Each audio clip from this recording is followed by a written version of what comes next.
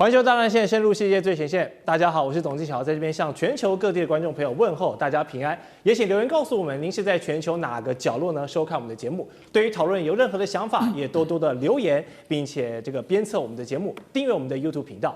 马上介绍这集的3位来宾，第一位是前立委孙大千，大家好；第二位是台大哲学系教授苑举健，金家好，各位观众朋友大家好，以及资深媒体人彭华盖。静乔好，大家好。好，我们今天开始的讨论呢，还是持续聚焦到现在这2天地缘政治最火热的热搜话题哦，也就是台湾有事论。这个论调呢，自从日本首相高市早苗的嘴里在公开场合说出来之后啊，是让这个中日的矛盾现在持续的在加温，跟持续的在上升。双方现在的外交战场呢，已经上升到了联合国要去告状的一个高度了。我们来看到中国的代表傅聪呢，他已经致函联合国的秘书长古特雷斯了，他要求高市早苗你要撤回这个台湾有事论，并且指控日本呢现在这动作频频，是不是对中国又发出武力威胁，没有学好过去这个军国主义的教训呢？那日本这边当然也是不示弱啊，他们同样状告到联合国了。来看到这个大使山崎哦，他同样是致函给古特雷斯，就做出了反驳，说日本呢没有要去发动武力威胁，只是在做一个被动的专守防御被动战略，可以说是双边各说各话，各有说法。那么北京手上现在的王牌呢，我们知道依旧是这个联合国宪章中的敌国条款。然而这个敌国条款究竟是一个历史的东西，它放到现在还有没有用？虽然说是对日本动武无需安理会的这个授权，很有想象空间，但是想先请教大宣委员啊，这张牌敌国论是虚是实？一旦出招，是真的中国就可以去打日本了吗？我是不敢想象。但是如果真的东北亚打起来，第3次世界大战，我真的是感觉不远了。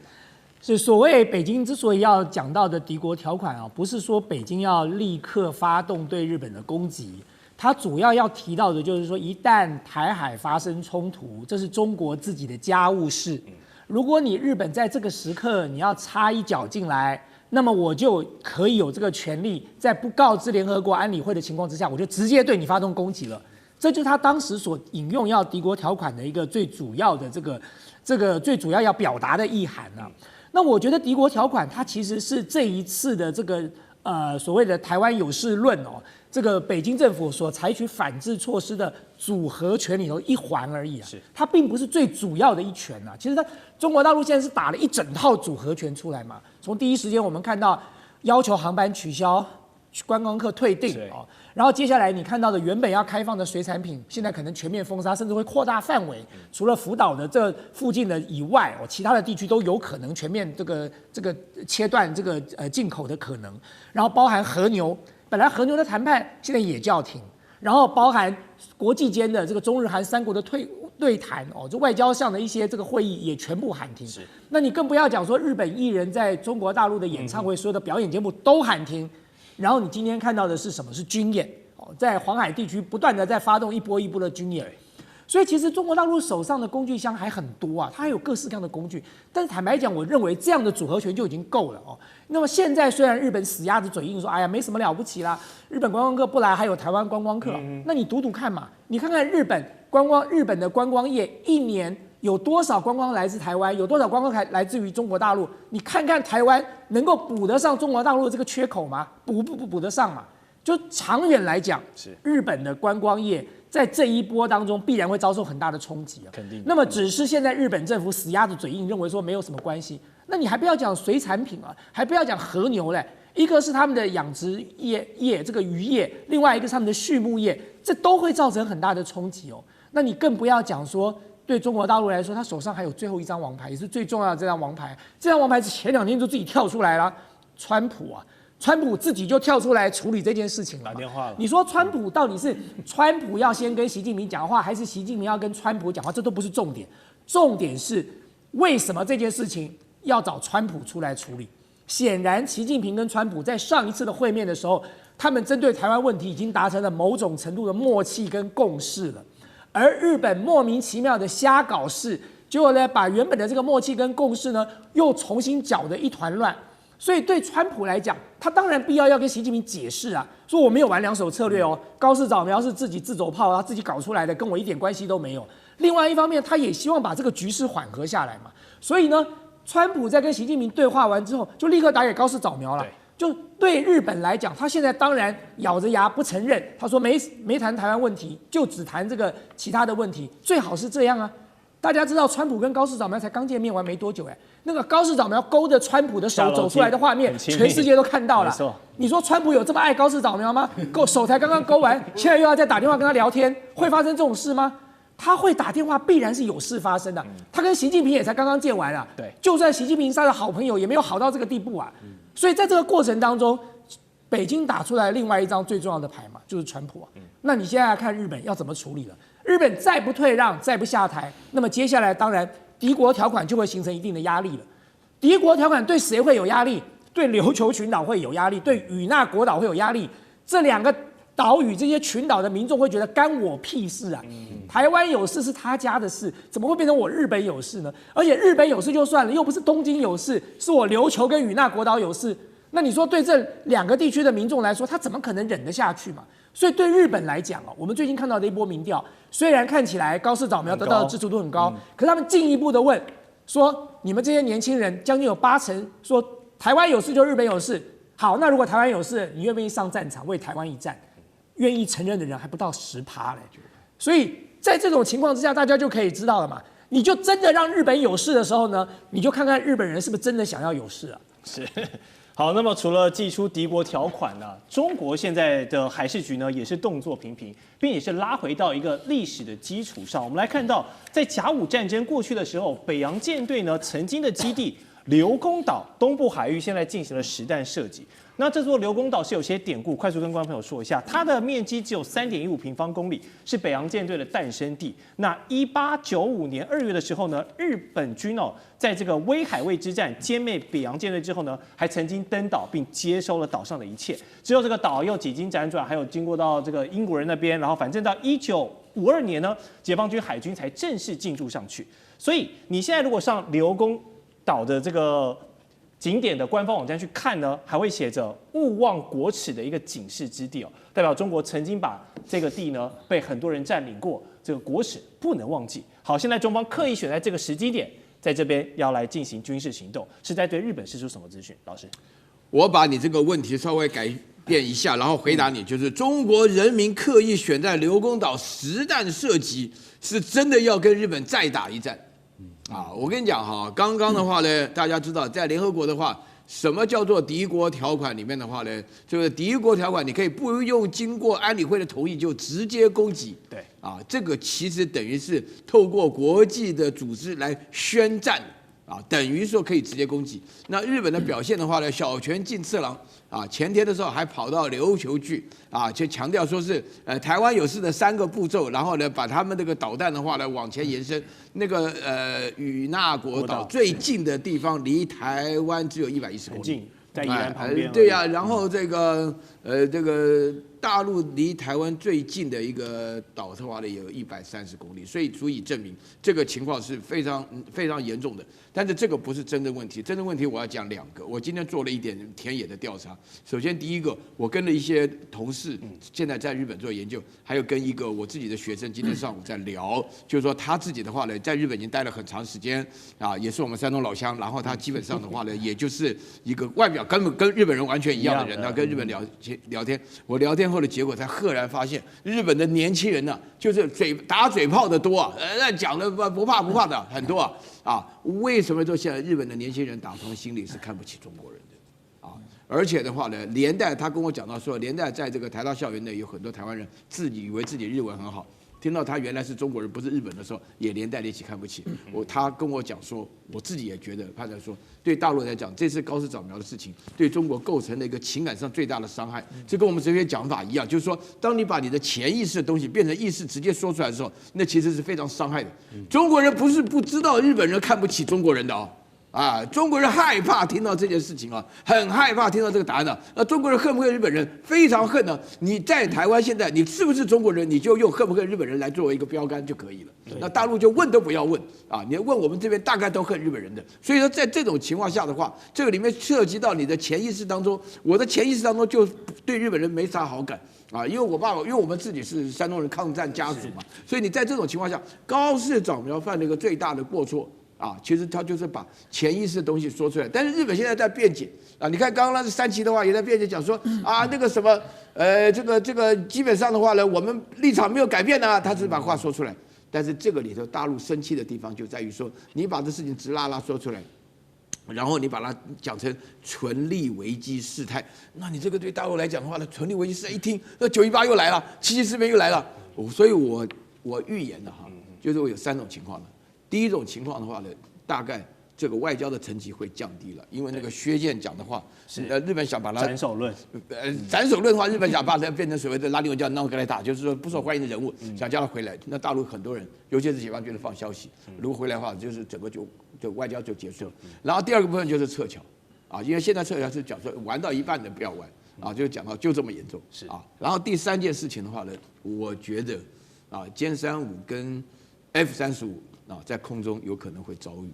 啊，这个是大家可以预料到啊，很多人呢就会认为说，哎呀，大概慢慢就事缓则圆呐，啊，会降低，没有降低的情况，要降低我就不答应，啊，你搞成这个样子，你开什么玩笑？是好，岳老师做出了许多的这个判断，我们在持续要帮这个国际来持续的观察。那除了军事行动之外呢，现在在中国跟日本第一线老百姓感受最深的呢，当然就是经济跟贸易战，还有旅游战。我们可以说，因为这个现在中国人民啊，抵制赴日本旅游的力道是持续的加强。我们看一个数据，截至24号呢，已经有多达12条中日航线取消全部的航班了。我们这边简单列出一些取消率最高的航线，包括天津滨海到关西机场，这是高达了65%哦。那包括了南京飞关西、广州飞关西、浦东飞关西等等，都有明显的变动，并且你现在去东京的成田还是大阪关西这些主要的机场，出境大厅内，你都可以看到中国的游客，不管是留学生还是去玩的，还是去移民的等等都好，现在都已经有排队要回国的趋势了。所以如果少了这一块海外消费的群体，那日本我们都知道，从 COVID-19 之后赶上了这个低汇率的状况，他们的旅游业是非常的火爆，非常的热，出现了一波观光财跟这个红利哦。但是现在得罪了这么大的一个海外消费群体，也就是中国游客，干哥，你觉得他们这个旅游红利要走完了吗？主力航线的上海到浦东啊，武汉到浦东，天津到天津到大阪啊，然后那个武汉到大阪哈，像这些主力航线呢，我就跟你讲，这是每天成田机场跟大阪机场都要去接的这些陆客，你知道？那等于是说，这是一种变成一种什么？这种很常见的一种例行性的这个事物，对不对？对于他们那些机场来讲的话，都是每天都有大量的陆客来啊，对不对？所以这对他们来讲，的经济是很大的依托。每年啊，陆客为日本制造了90亿的观光财啊，美金哦。那每年到底日本跟大陆的双边经济到底是多少？3300亿美金。那在这种情况下，你说不重要吗？不重视吗？没有什么重不重视的，54万张预订机票，一天就退订，不可以聊，一天就可以退订，你会觉得说真有效率，对，这就是中国的效率啊！你今天如果说放到任何民主国家，他都做不到。但是我今天就是表态，光是在旅游这方面，我看你承受得了，承受不了我们大陆的压力。那最重要的是什么？最重要的是，他说到现在还没有到高峰，啊，有一个就是在那个大阪啊，他去，好像他是一个学生，中国的学生，他在这当地，他说，我23号回来的时候，怎么看？怎么成田机场里面都是自己人，没有听到一句别的话，全都是不是京片子就是广东话。他说，这个好像春运一样，遇到春运了。那所以在这种情况之下，你就晓得说，其实大陆的杀手锏还没拿出来。最重要的还不是这个。刚刚岳老师非常激动说刘公岛这个地方，对啊，我讲一句实在话，刘公岛才是让所有中国人揪心的地方，因为在1895年甲午战争，你知道北洋舰队的提督丁汝昌为了打败他自杀，赢得了日本人的尊敬，就说。中国水师就说海军啊，虽然打得一塌糊涂，但是光是这个舰队司令，也就是提督，他自杀这件事情，让我们对中国人还有一些的尊敬。但是大家要晓得，那是付出了北洋舰队，那个时候是精锐进出，结果不幸的都打败了，而且败得非常惨，只能用4个字来形容，叫全军覆没。100多年过去了，为什么习近平他现在一定要要求，他一定要高市早苗，你要收回这个话？为什么？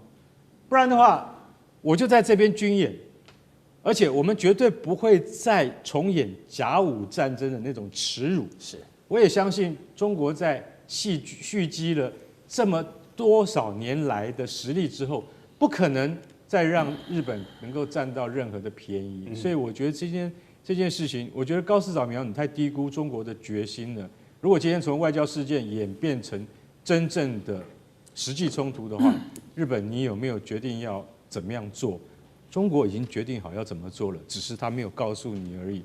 所以在川普跟你高市早苗通过电话之后，你会不是跟高市早苗，就之前啊，川普跟习近平通过电话之后，高市早苗发现说，哎呦，奇怪，川普怎么没有帮我讲话？怎么没有在这件事情上面去帮我跟中国缓颊？完全没有，川普完全没有提到这件事情。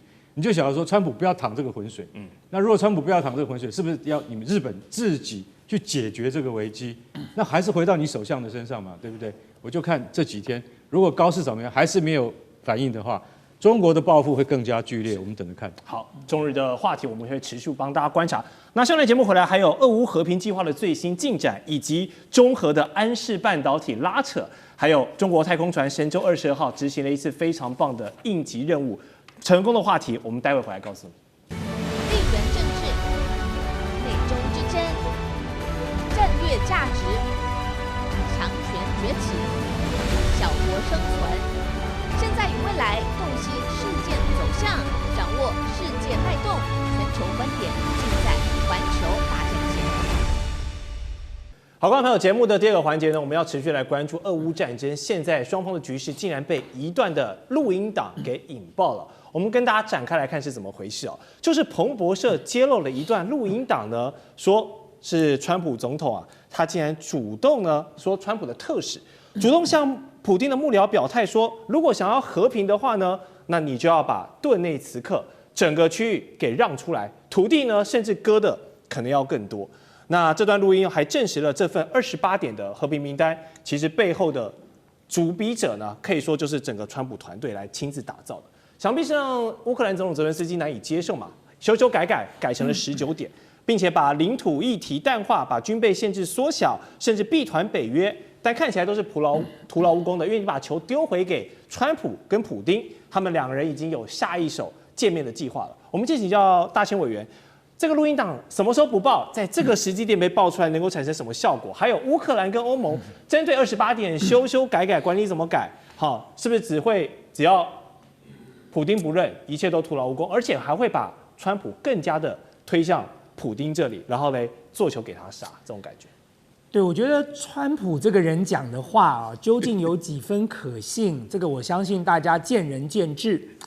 不过有一件事情，川普说到他就真的做到了，他真的把普丁当成是好朋友。就是川普过去开口闭口就讲普丁是他的好朋友，对，普丁从来没这么讲过。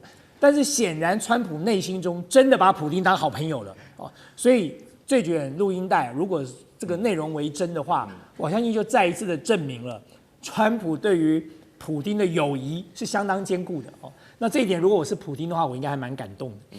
第二点就是说，你说这28点是莫斯科提出来的吗？我怀疑，因为莫斯科过去针对停战，他早就有提出他的看法了，他没有这么多点啊。一个是莫斯科，一个是这个乌克兰，两边要停战。对莫斯科来讲，他闲着没事干，提28点这么多干嘛啦？我就提几个关键的问题就好了嘛。可是洋洋洒洒这28点哦，你怎么看都不会像是莫斯科提出来的。所以我当然觉得这卷录音带的可信度很高啊，因为看起来就是别人所提出来的，因为不像莫斯科过去所提的一些论述嘛。然后第三我要讲的是，其实川普是一个很务实的商人。我觉得在俄乌战争这件事情上，他的立场并没有错，他会打算盘的。你知道商人最厉害就是我今天买一个股票，我看那个股票不会涨，我就立刻断头，对，我就立刻把它卖掉，我就去投资下一档股票，我不会把我的钱绑在那个地方的。川普今天操作的模式就是如此，我眼看着这个必赔的一个投资了，我现在不赶快止血，我是接着要继续赔下去，赔到输光为止嘛。所以对川普来讲，他处理这件事情就是完全是一个商业务实的行为了哦。这个战场我不恋战，我接着要挑对我有利的战场，我现在想办法先止血。所以川普不止一次是讲过了，这是一场根本没有必要发生的战争哦。那么对乌克兰来讲，我觉得这是一件情何以堪的事情了。对于乌克兰跟愚蠢的欧洲来说，这真的是一件情何以堪的事。就他们原本以为的救世主川普，并没有要支撑他们，再一次的证明，这就是一场白打了快4年的战争了。你乌克兰死掉了多少人？死掉了1代2代的人呢？乌克兰现在是遍地废墟，最后呢，不但回到原点，还倒退好几步。那早知道如此，当时不要发生战争就好啦。你当时的拜登不要去怂恿他，不就好了吗？当时你欧洲这群250，想办法去劝架一下，不要在那边火上加油就好啦。就现在搞了个半天，白忙一场嘛。所以这28点，你说变成19点，俄罗斯会不会接受？我觉得关键就在于说，俄罗斯所讲的那几点有没有在里头嘛？是，如果不在里头，那当然就很难达成共识。那你说对川普来讲，那他接下来会做的是什么呢？他接下来我猜啦，他当然会表面上各打50大板，然后再一次表达说他对克里姆林宫很不开心，但是最后呢，他还是会施予强大的压力在乌克兰身上，因为他是一个务实的商人，他知道这一局美国是赚不到好处的。是，确实哦，刚刚委员有跟我们提到，川普跟普丁两人之间的关系到底有多紧密，是不是真的是麻吉好朋友呢？这个我们还可以从俄罗斯方面有一个动作。彭博社的揭露还包括了指出，俄罗斯也准备了一套商业合作的大礼包啊，要回献给川普。我们来看看，包含了北极的能源、AI 的合作，到马斯克的白令海峡海底隧道等等，很有想象空间的题材。那简直就是一场顶级的商业交易，可以说有噱头、有赚头。那这不就是川普总统最爱的东西吗？那前 CIA 局长说的更直接哦，他说川普他就是一个商人总统。那普丁提出的条件，简直打到点子上，太合他胃口了。所以双普他们之间的沟通，大家可能要用更商业交易的逻辑来思考。所以领土、裁军跟弃北约这3大核心利益上，叶老师如果觉得双普真的要谈，普丁的底线在哪里？什么是绝对不能动的蛋糕？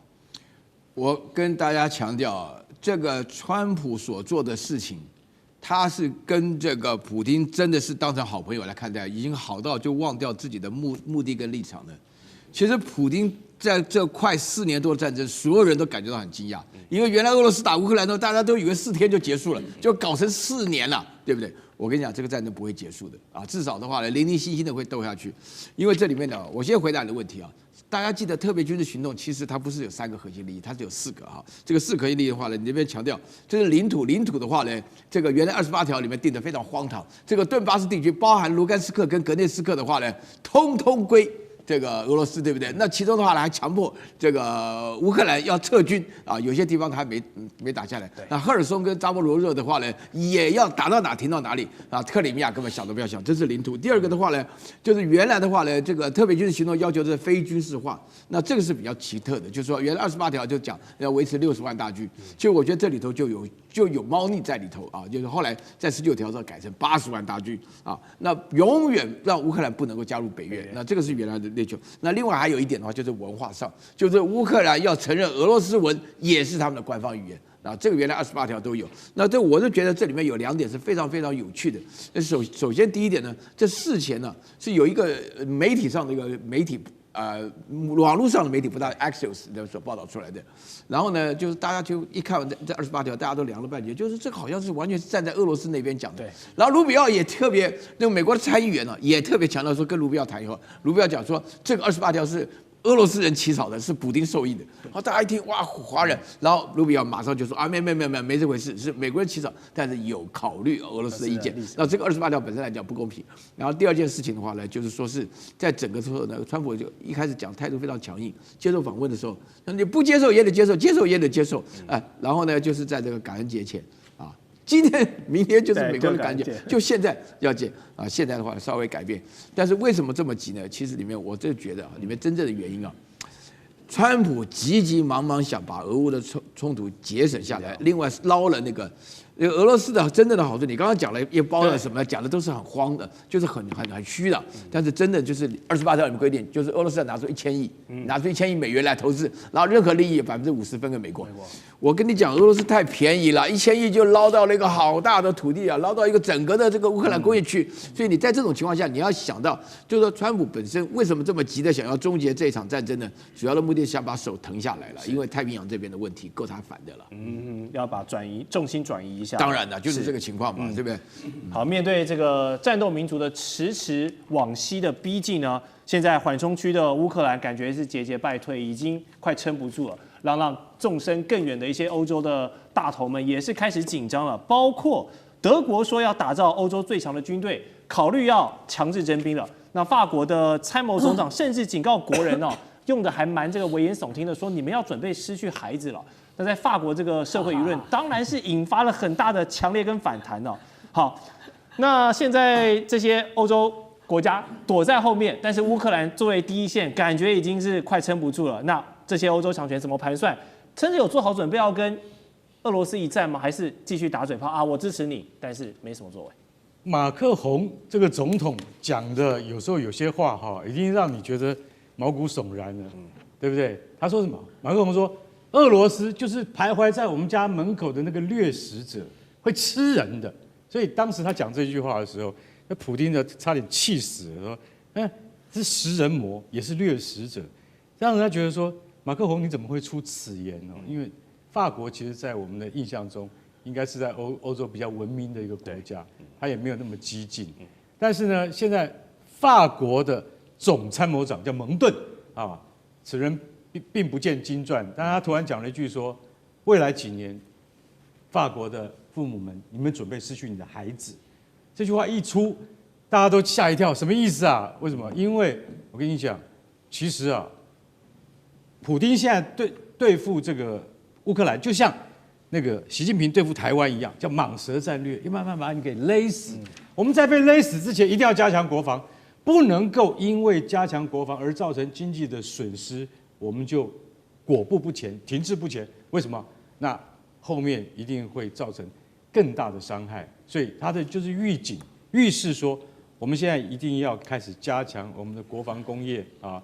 法军现在有20万人，但是他的后备部队只有4万人，所以法国到现在马克宏没有真正就是有系统的要怎么样增加兵力，但是法国的军工产业的确已经开始渐渐在加强，有比如说制造他们像 ASMP 飞弹啊，还有它的标风战机啊，还有它的核子实力。其实老实讲一句，法国是在欧盟之中唯一具有核子武器的国家，另外一个国家是英国，但是它不在欧盟里面，所以法国其实它在整体的军力上面，当然你从二次大战跟1次大战的结果来看的话，法军的作战能力远不如德军啊。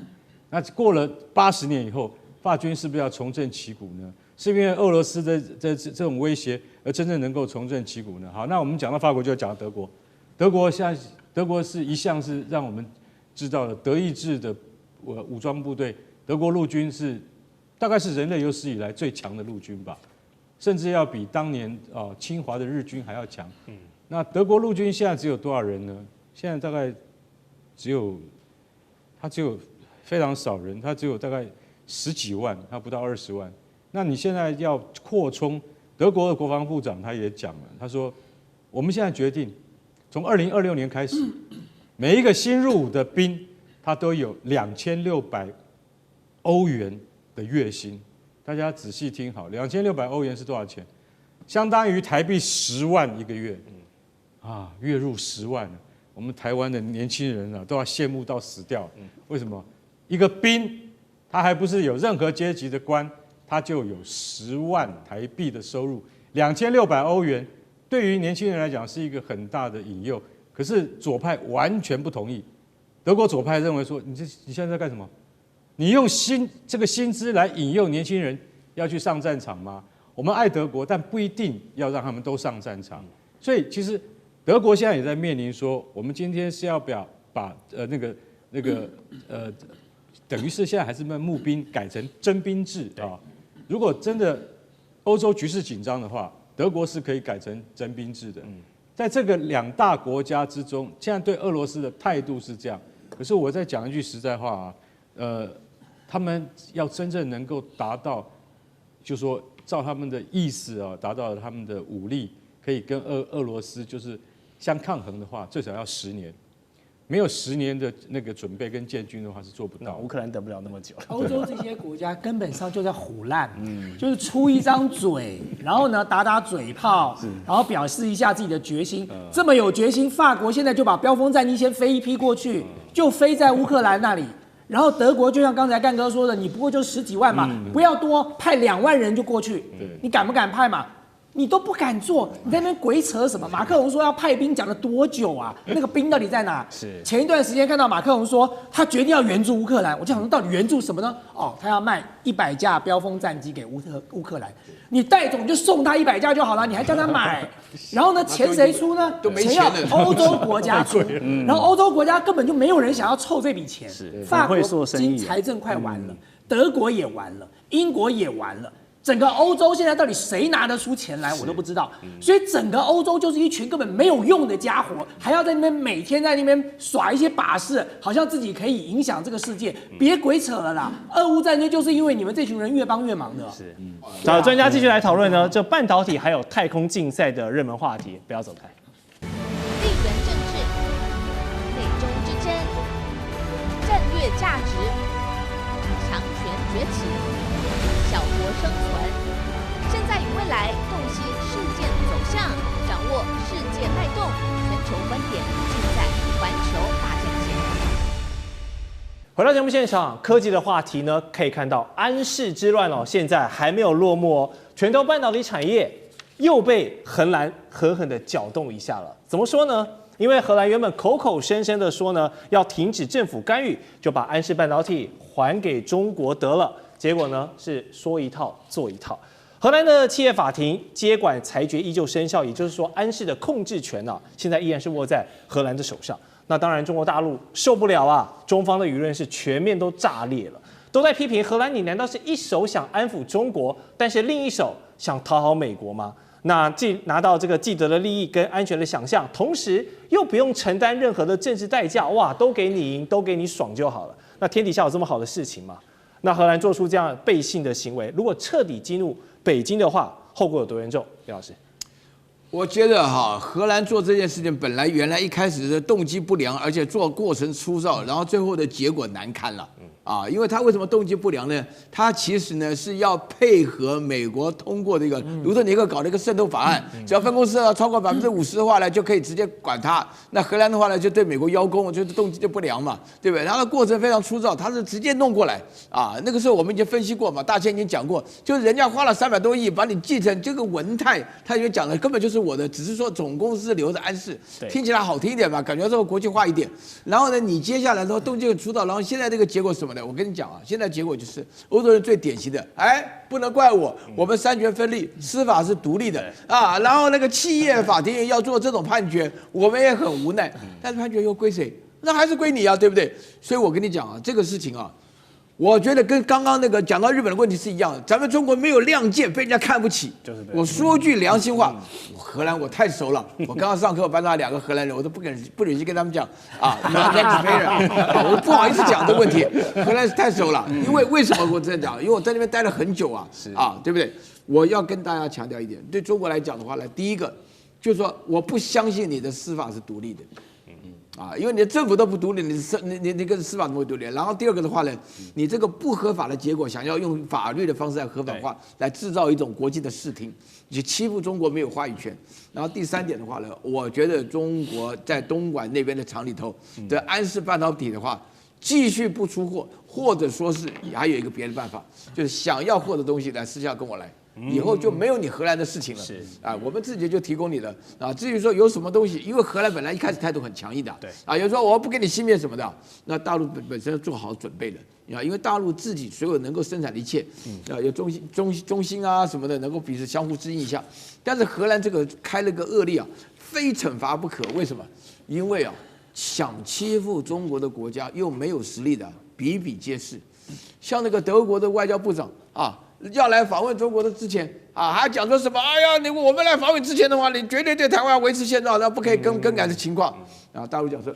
你不用来了，你就不用来了，就是这种情况要非常。那法国也是情况是一样，所以说现在目前为止的话呢，欧洲人加日本人的话，美国人倒是态度好得很啊。你看那个啊，川普打那个电话，你们讲我们的好朋友啊，我要到中国去啊，你们千万不要打搅我要去中国啊。那么在这种情况下的话呢，大家可以心里看得明白，这个杀鸡儆猴啊。这个荷兰这个鸡啊，非杀不可，非杀不可，非杀不可。你如果不杀，以后完蛋了。我告诉你。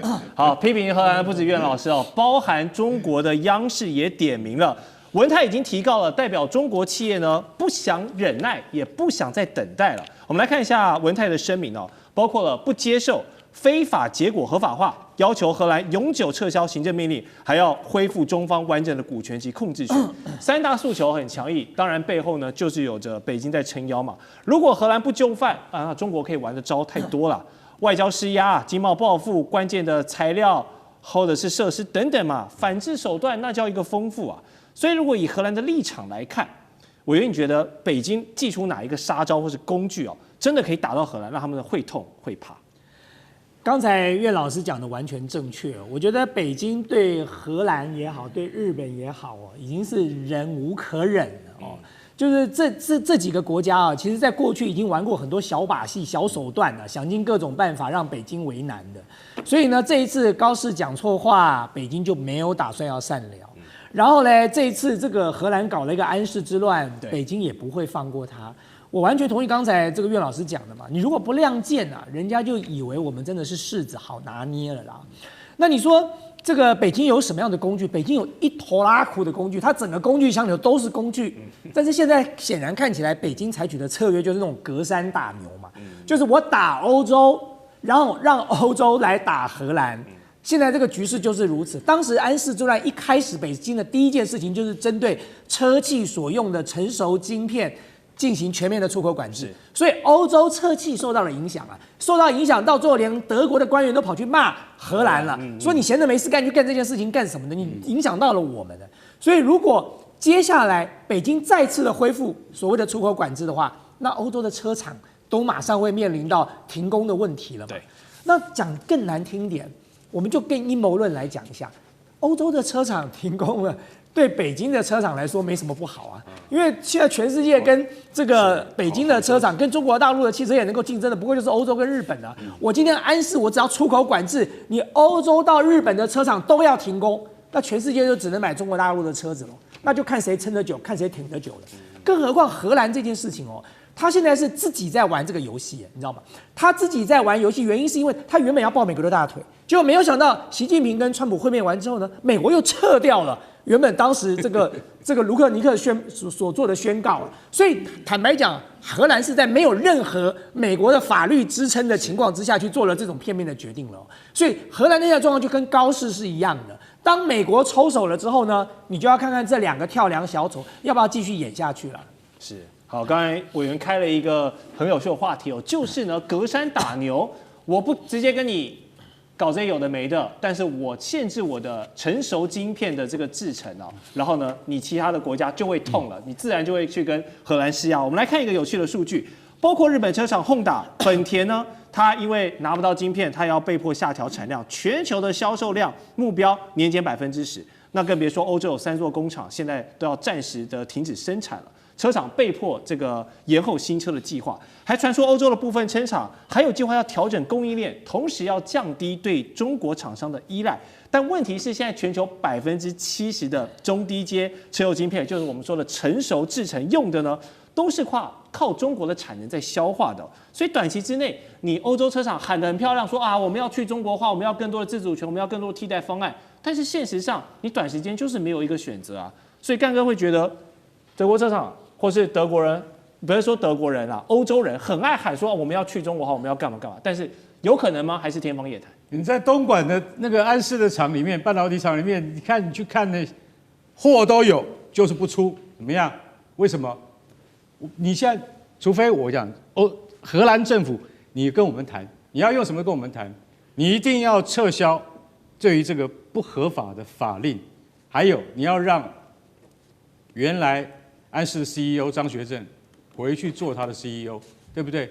这些都是基本的嘛。不然我现在跟你讲很简单啊，你知道那个逻辑晶片啊，它不是什么高阶产品啊，它老实讲一句，它根本就是一个车用的，然后呢，它是最基本的元件，没有这一颗，整部汽车都不用出厂。为什么？它就没有指令，灯也打不开，刹车也刹不住。它这个晶片很简单，主控了这一切。没有装这一颗，没有在我东莞的封测厂经过测试之后，它出不去的话，你就干嘛？你就不用卖了。现在不用卖了，不是我中国政府啊，是 BMW， 是宝马，是宾士，是标致，是你讲得出来的厂牌的车，它都被影响。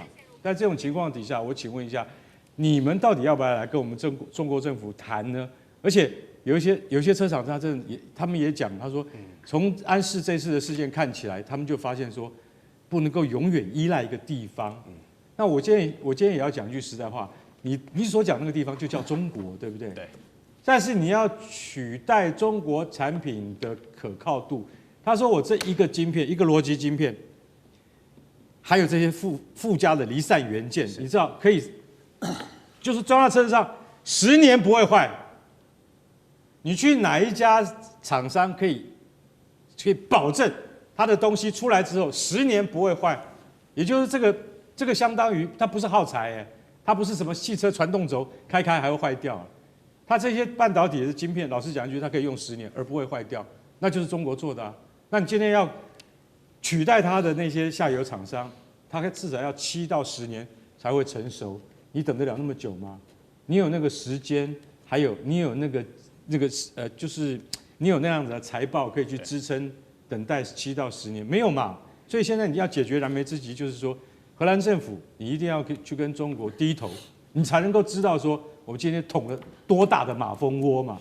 安世这件事情，我可以跟各位讲，未来的发展一定荷兰政府又悄悄的道歉，又悄悄的说啊，好，都完全取消了这些制裁的手段。为什么？因为你用的是50年前那个早就已经过时的冷战时期的法规，根本是美国人在后面搞鬼。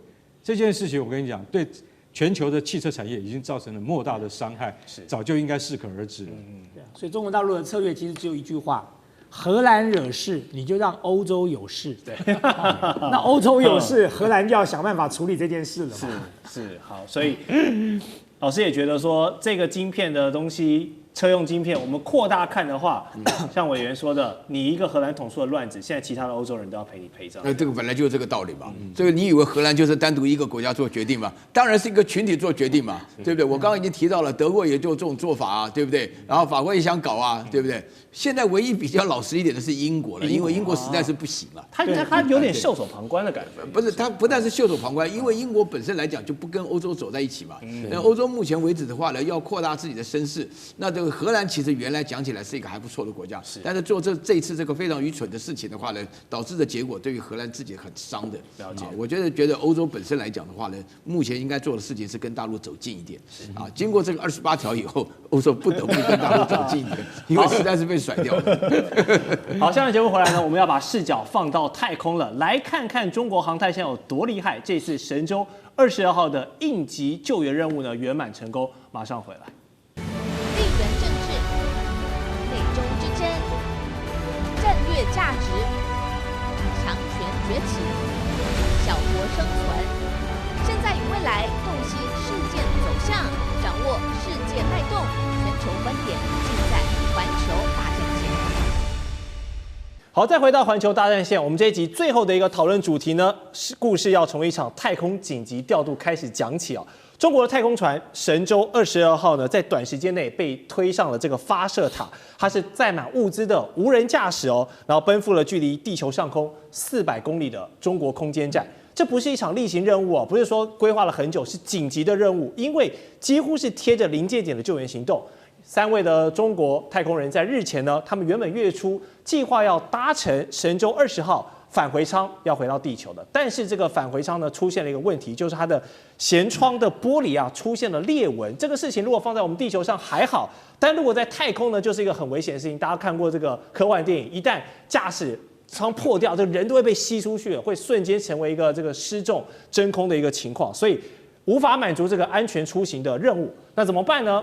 于是呢，中国政府就马上筹划了这个22号的任务，然后马上发上去，为他们补充物资啦、维修设备啦，然后克服了这个种种的困难。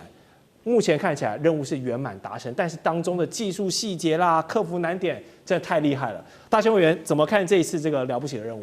是，这的确是一个非常了不起的任务哦。就是说，事实上原本要搭乘神舟20号的这个返回舱的这些太空人，在9天之后啊，他们就搭了神舟21号的返回舱先回来了。我为什么要讲9天之后这件事情哦？各位还记得当时 NASA 的太空人在太空中滞留了多久吗？他滞留了9个月啊！原来说9天。对啊，一个是9个月，一个是9天呐、大家看这有多大的差别？这9个月几乎把 NASA 的太空人完全折腾完了，整个身体都变形了，变成瘦成这个样子。对啊，所以基本上中国做得到9天哦。就从神舟12号他们当时发动这个载人飞船之后，他们的策略是什么？就是我发一备一。我发射一个上去，我就准备一个在这里了。所以今天就是因为他们有这样的一个策略，所以他们才可以在这么短的时间之内，让这些太空人在9天后先搭神舟21号回来，然后接着神舟22号无人太空船送上去，再把相对的物资送上去，把维修的设备送上去。所以这可以再一次的展现一件事就好了。看看 NASA， 再看看中国的这个空间站，你就知道2个。这个国家甚至 NASA 还不是这个 NASA 自己哦 ，NASA 当时还集合了世界西方国家很多的太空的这些专家、都没有办法拼得过中国，所以中国航天人3代的努力哦，在这一次的意外事件当中，再一次的得到了肯定跟证明了。好，这一次这个神舟22号呢，还有一个有趣的话题，就是它运送了很多的物资上去啊。那前段时间这些中国太空人在太空拍完的这些视频呢，回传到地球之后，大家都很惊喜啊，因为他们在太空呢用一个太空烤炉哦，烤了非常多美味的食品。我们看到有烤鸡翅、烤牛排，让大家好像隔着这个荧幕都可以感受到哇，这个香气喷喷而来。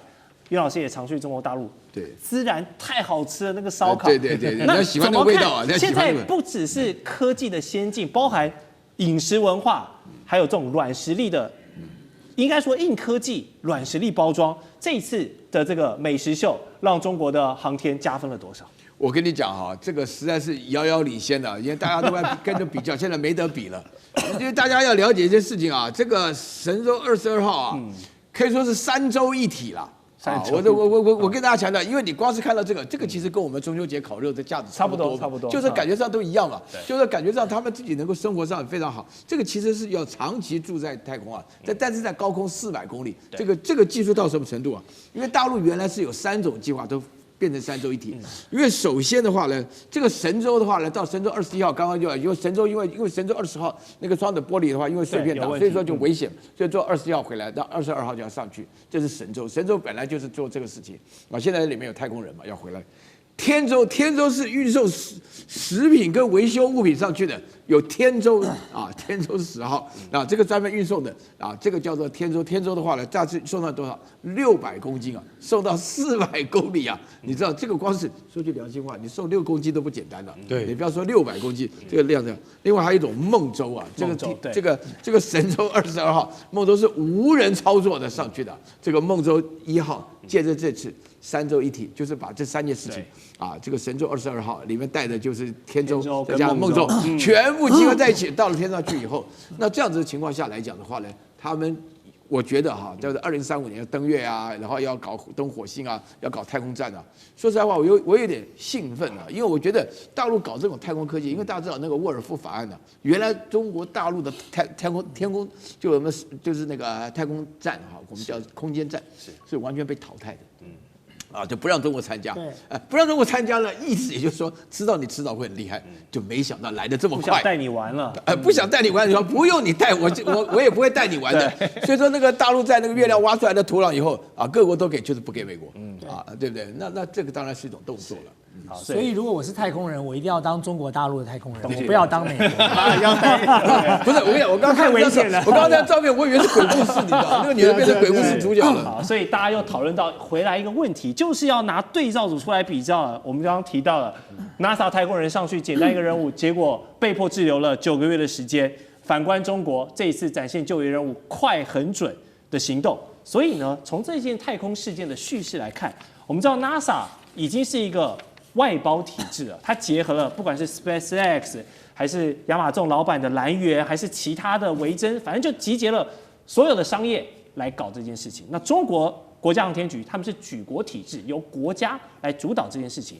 两个体制在这一次的事件上，我们看到的是非常不一样的一个差异。所以干哥觉得未来中美还是说中国对抗其他不同的太空体制，你觉得这件事情之后是不是出现一个此消彼长的回合？对，这不但是此消彼长，而且我可以跟各位讲，还记得2015年的电影吗？叫做《绝地救援》。大家在看那个电影的时候，有没有看到一个很重要的部分？就是说，中国航天局决定伸出援手，去把麦特戴蒙男主角给救回来。大家都说你这小说看太多，10年前的小说家就已经告诉你，他不是随便写的。因为大导演雷利斯考特他在拍这部电影的时候，他曾经去问了很多专家，当时就讲到这一段说，万一美国太空人在去火星的途中，马斯克，你听清楚啊，你不是要登陆火星吗？一定要跟中国弄好的。其实老实讲一句，有很多观念都是从中国这边带去的。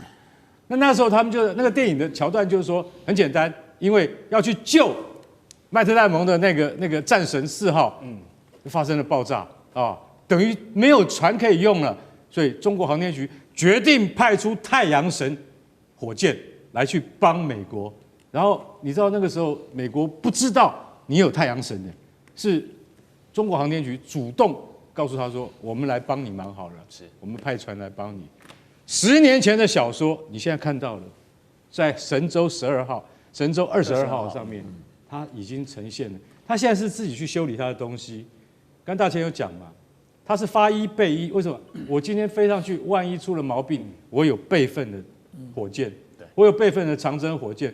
长征火箭不是说你从仓库里面拖一架出来就可以啊，一艘太空船，一架火箭，那个是几十亿美金的东西啊，先备着。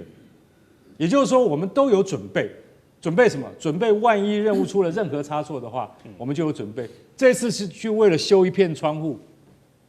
你认为说修一片窗户，你知道在太空里面是零重力吗？它是完全就是等于是没有空气的状态，这一个东西要怎么修？那你就想得说，其实中国航天局的专家们他都想好了，你要带什么材料上去，你要怎么修，你要教这些太空人怎么做，怎么操作。就有点像你看电影《阿波罗13》，那个完全没有东西，你要伸出东西来把它修好。现在神舟那个20号所遇到的问题就是一样，那片窗户被什么？被太空垃圾给击中了，金属产生的皲裂，在这种情况之下，它有可能会扩大啊，也不一定，完全是靠天吃饭。所以这是其实你看一个小小的事情，但是是大手术。航天局他就可以派得出这些人去做，他就可以派得出这些设备去做。